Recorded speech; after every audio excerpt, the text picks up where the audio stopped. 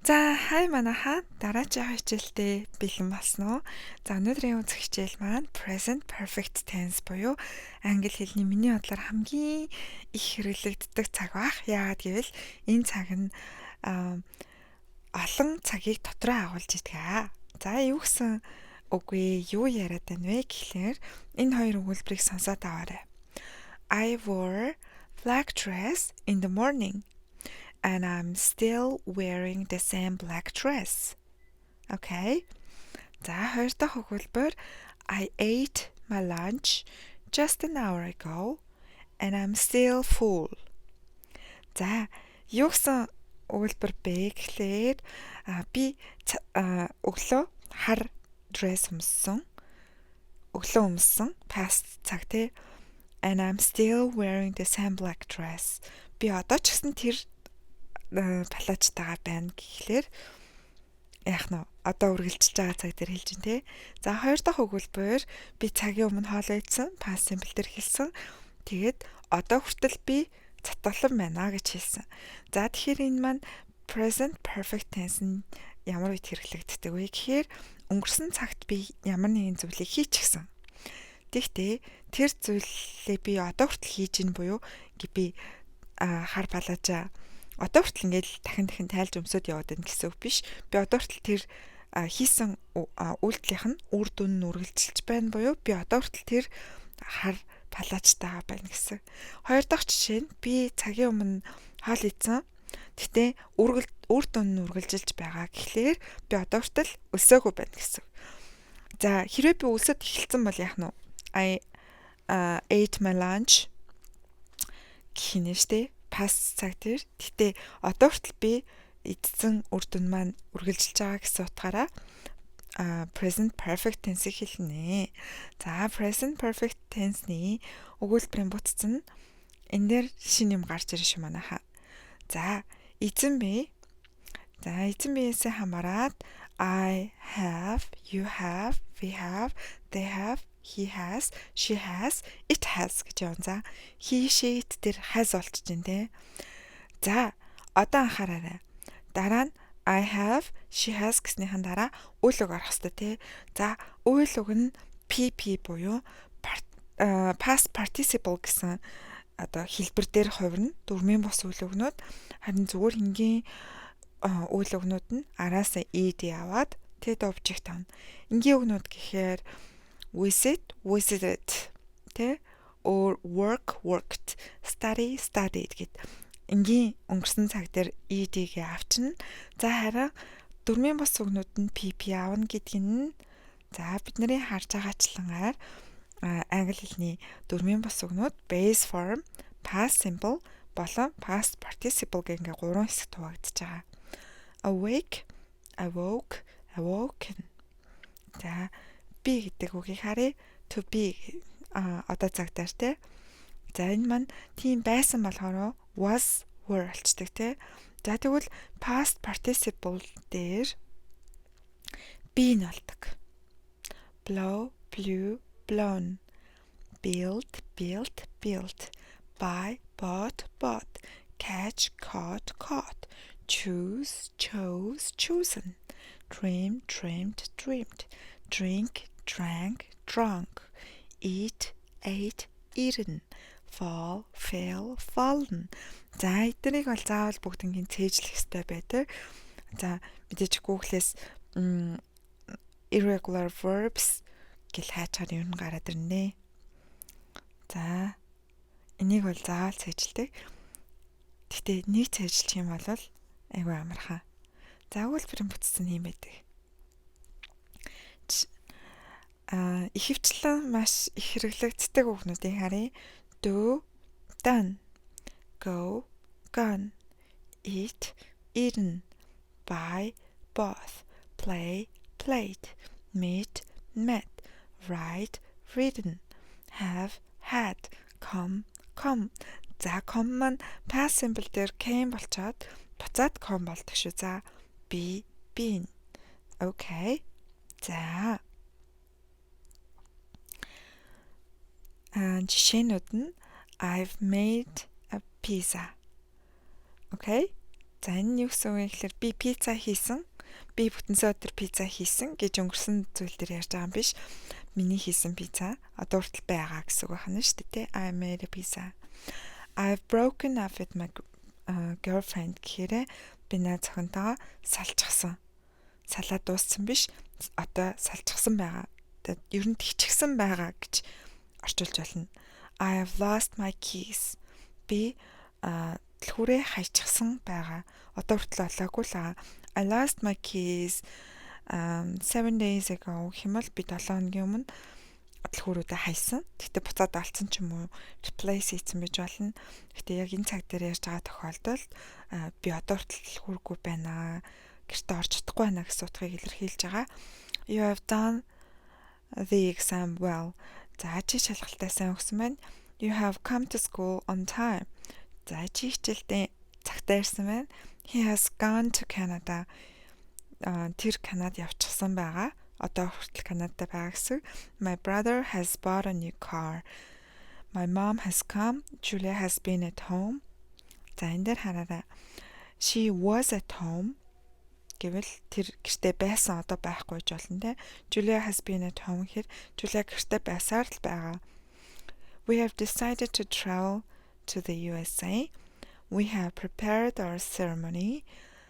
They have sent me a Christmas gift. My parents have moved into a new house. The class has started. The conference has ended. За жишээнүүдийг харъя. Бисэн ямар жишээг тайлбарлая гэж бодлоо. Тийм. We have decided to travel to the USA. За бид нэр Америк руу явахаар шийдсэн биш шийдчихсэн байгаа. Энэ үйлдэл маань дуусаагүй үргэлжилж байгаа гэсэн утгатай. За үгүйсгэх хэлбэрийг харцгаая. Эзэн би have байсан бол haven't, has байсан бол hasn't болоод үйл үг нь PP хэлбэр дээрээ past participle хэлбэр дээрээ энгийн үг нь ed асаар л байх болно. Okay. Тэгээд object за yet гэдэг үгийг хөвчлэн ашигладаг байгаа.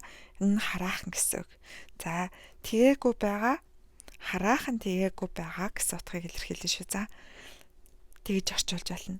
I haven't done my makeup yet.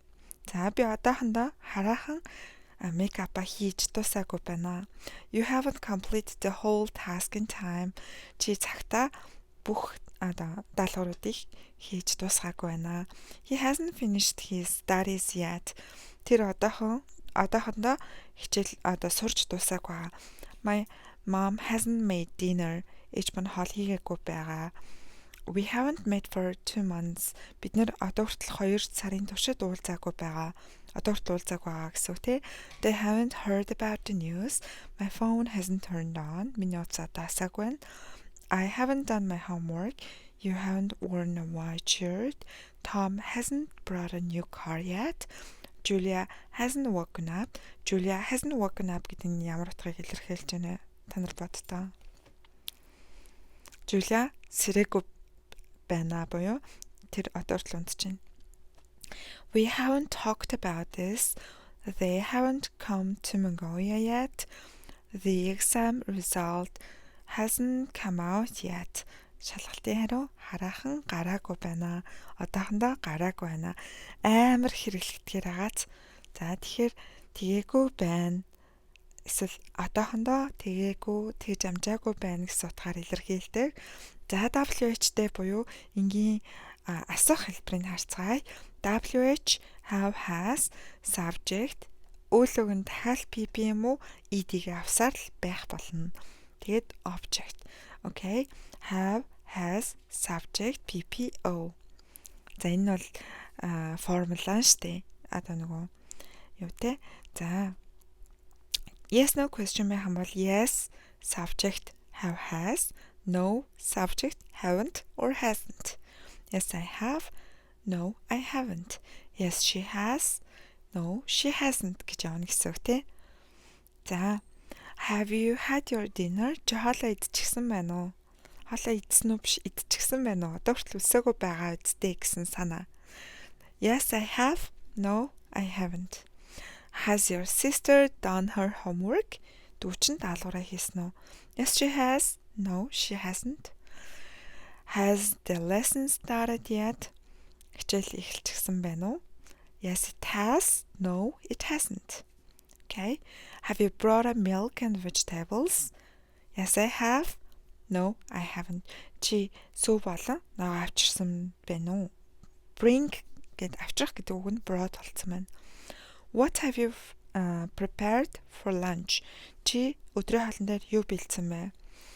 Where has the car gone? Энэ машин хаашаа явчихсан бэ? Why have you come here? Яагаад чи энд ирчихсэн байна вэ? Which dress have you worn today? Чи ямар дрессээ өмсчихсэн байгаа вэ? Тэ?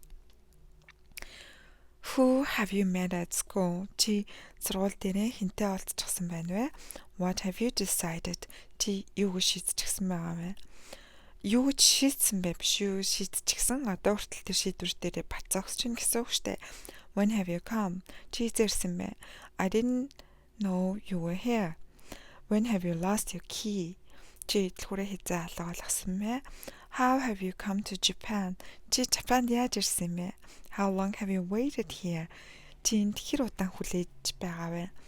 Өнгөрсөн эхлээд одоо хүртэл тэндээ байсаар байгаа юм биш үү? How many pieces have you eaten? Чи хитэн ширхгийг одоо тимэтийн ширхгийг идсэн бэ?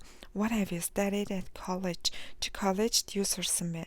Study something гэдэг нь past participle present perfect дээр хэлэгдэж болно. Яагаад гэвэл сурсан юмаа тийм ч амархан мартагддаггүй. I've studied гэж ярил хизээж буруудахгүй. I studied law at school гэвэл би хуулийг сургуульд байхдаа сурж исэн. Тэгтээ одоо мэдгүй гэсэн утгатай болчихно гэсэн үг шүү дээ. Тэгэхээр I've studied гэж хэлнэ гэсэн үг. За энэ дээр нэг амар чухал зүйл байгаа. I have, she has гэж нэгтгэж ярихгүйгээр I've come, I've decided, I've studied, I've юу ч гэдэг те I've гэж ингэж дуудлага нэгэн харин she has done her homework гэвэл she is гэд she is гэх юм шиг биш she is гэд нэг санаа гэж харуулад хэлчихдэг шүү. За тэгвэл I have, she has гэхэр нэг юм хутлаа олчихно. Хутлаач явахтын нэг юм хитрхийн юу олчихно.